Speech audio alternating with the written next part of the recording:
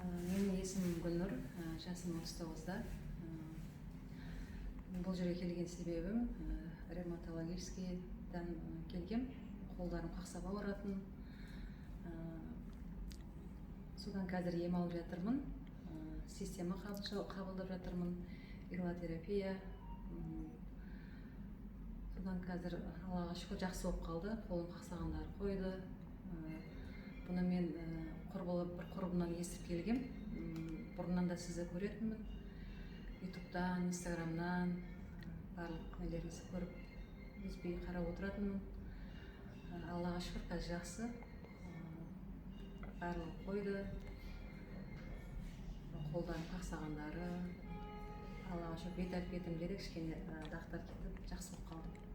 Бәрекелді, Алла толық шипасын берсін. Ауырмаңыз, толық жазылып кетіңіз. Әмин, рахмет. Бақытты өмір сүріңіздер. Әмин.